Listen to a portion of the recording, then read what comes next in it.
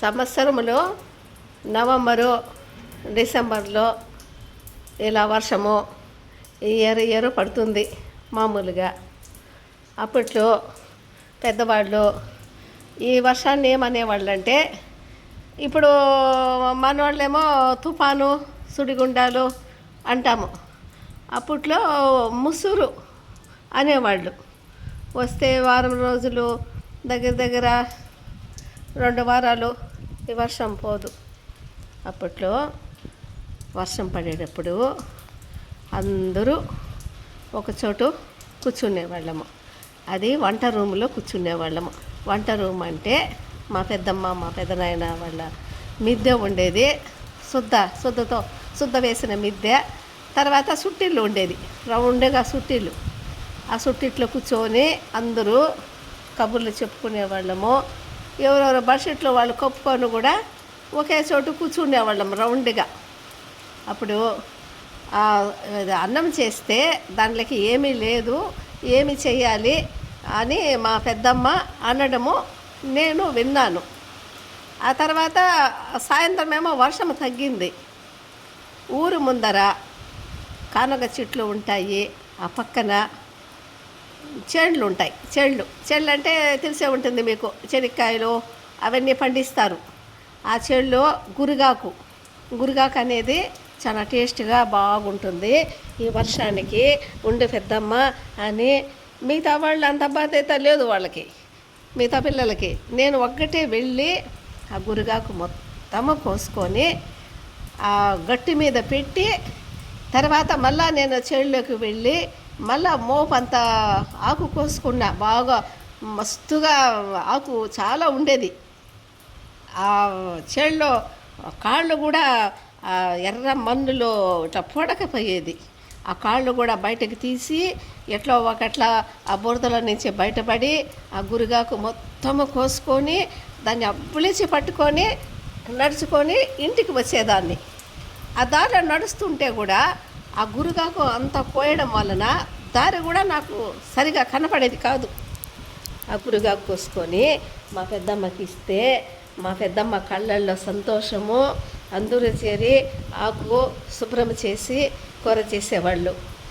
అదేలాగా దాంట్లో కొంత ఆకు తీసుకొని మళ్ళా మా పెద్దమ్మ ఉంది, అక్కడికి కొంత ఆకు తీసుకుపోయి ఇచ్చేదాన్ని నేను.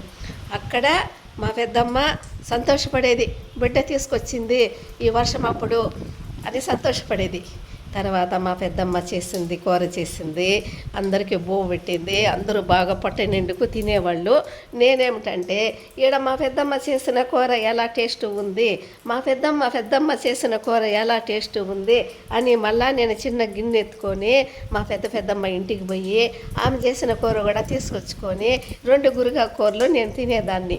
అప్పట్లో ఆ యాకు కష్టపడి నేను కోసుకు రావడము, వాళ్ళు సంతోషపడము, వాళ్ళు ఆ కూర చేసి అందరూ నన్ను తలుచుకొని పాప తెచ్చింది అని వాళ్ళందరూ తింటుంటే, మా పెద్దమ్మ నన్ను పొగుడుతుంటే నా కళ్ళల్లో సంతోషము, ఆనందము, వాళ్ళందరూ కూడా టేస్ట్గా తింటున్నారు కదా అని నేను సంతోషపడేదాన్ని.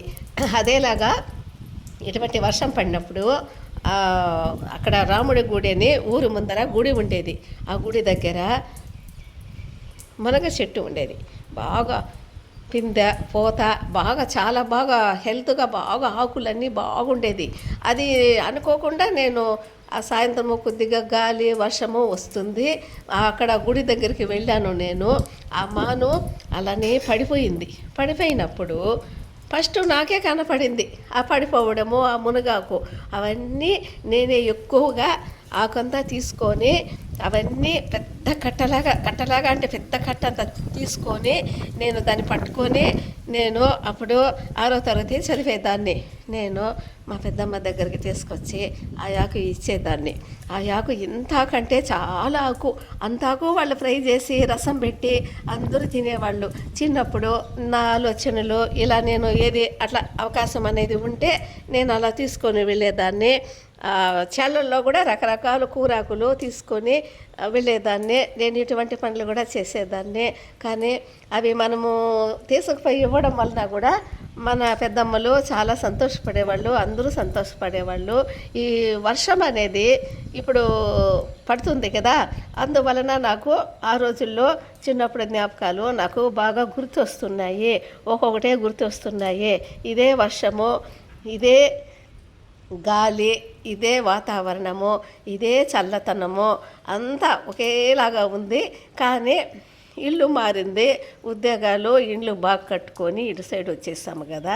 కానీ అటు సైడ్ చిన్నప్పుడు వాళ్ళతో గడిపిన జ్ఞాపకాలు మాత్రము చాలా మధురంగా ఉన్నాయి. అప్పట్లో ఎంత సంతోషం అనిపించేదో ఈ వర్షం పడినప్పుడు వాళ్ళతో గడపడము, వాళ్ళతో తినడము. వాళ్ళు ఏమి చేసి పెట్టినా కూడా మనకు సంతోషంగా అమృతములాగా ఉండేది. పెద్దమ్మ, పెద్దనాన్నలు, వాళ్ళ పిల్లలు, వాళ్ళతో కలిసి గడిపిన రోజులు. ఈ వర్షము అప్పట్లో ఏమో ముసురు, ఇప్పట్లో ఏమో తుఫాను. అవన్నీ ఈ వాతావరణానికి తగినట్టుగా నా మనసు, ఆ ఆలోచనలన్నీ నాకు మనసులో, మైండ్లో బాగా గుర్తుకొస్తున్నాయి. నాకు జ్ఞాపకాలన్నీ బాగా స్వీట్ మెమరీస్ లాగా అవన్నీ గుర్తు వస్తున్నాయి నాకు.